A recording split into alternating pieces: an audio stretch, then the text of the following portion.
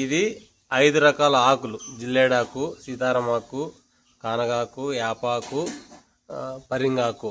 ఈ 5 రకాల ఆకులు వేసి నేను నీట్గా దంచుకొని ఫుల్గా దీంట్లోకి పంచితము, నాటి ఆవు పేడ మిక్స్ చేసి ఒక 3 రోజులు ఇట్లా పెట్టేసి ఇప్పుడు మనము వడగట్టుకోవాలి. ఒక అర్ధ లీటరు 15 లీటర్ల బిందులోకి వేసుకొని మనం ఈ చిన్న చిన్న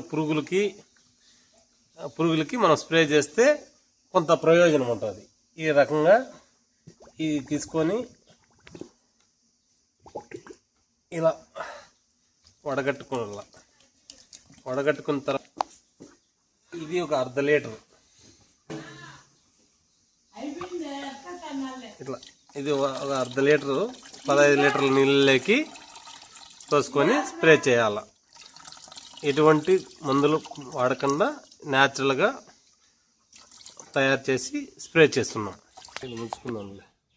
1/4 లీటరు వడగట్టిన దాంట్లోది మొత్తం ఒక అర్ధ లీటర్కి ఒక అర్ధ లీటర్ తీసుకొని